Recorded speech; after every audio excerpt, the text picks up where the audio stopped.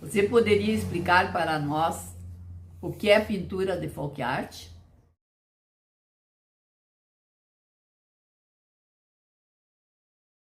Pintura de folk art não precisa ter dom, não precisa ter idade mínima nem máxima, não precisa ter conhecimento formal.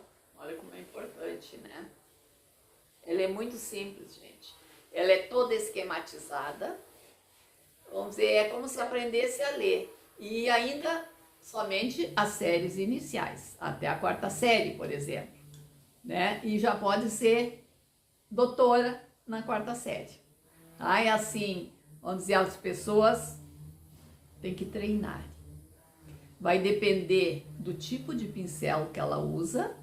Se ele é de qualidade melhor, ele vai durar mais e o traçado vai ser melhor, né? Então não adianta se eu der aula com um pincel bom, né, de qualidade, e você ter um pincel inferior, a minha pintura vai ficar melhor.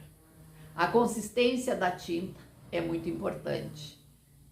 Mas é uma coisa assim, vamos dizer, muito fácil para pintar. É treino, treino, treino. Todo mundo pode pintar. Quais são as características principais da folk art?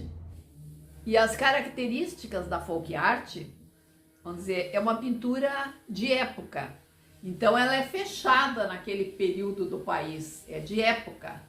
E ela tem que, vamos dizer assim, passar de geração para geração. Então, se eu vou passar, é uma pintura de época, e eu quero conservar aquela pintura, para poder distinguir aquele país, eu tenho que seguir as normas, as tradições, eu tenho que respeitar, eu tenho que saber a simbologia, eu tenho que saber os esquemas, quais eram as flores que eles usavam e como eles pintavam essas flores. Por exemplo, é como aprender a ler, a escrever.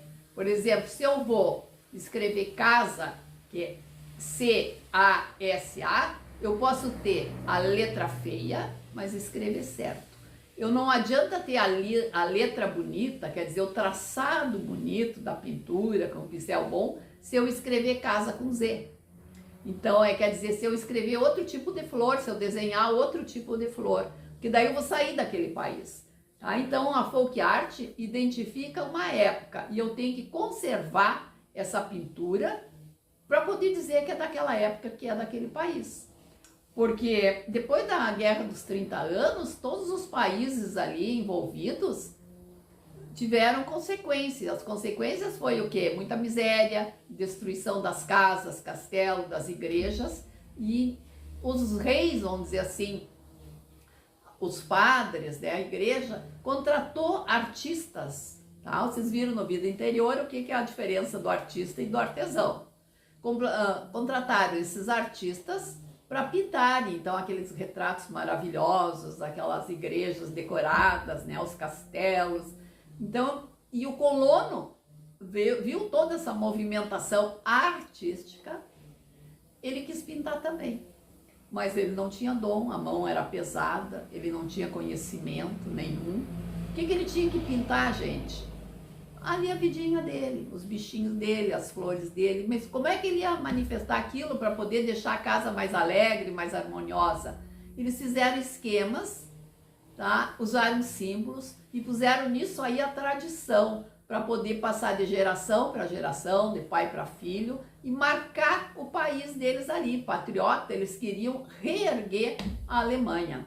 Então, foi muito fácil. É por esquemas, os bichinhos pintados de maneira simples, não tem luz e sombra, é tudo uma pintura muito fácil, é como se fosse da primeira à quarta série, ou então do jardim da infância à quarta série. E a pincelada simples, é esquema. Tá? E o alfabeto é bem pequenininho. Então nós vamos ter que cuidar das cores, vamos ter que cuidar dos traçados, quais são as flores e os bichos que a gente pinta, né? Então ela é coletiva, ela não é individual. Ela não é uma criação individual. Tá? Isso é muito importante, é o que nos distingue do artista, né? E da pintura decorativa, que pode ser individual. A folk art é coletiva. É todo mundo pinta para poder mostrar o país. Tá bom? Quem quiser, gente, outras perguntas na próxima entrevista, é só mandar que eu respondo. tá? Nós vamos fazer uma série, então, sobre a folk art e pintura decorativa. Tchau!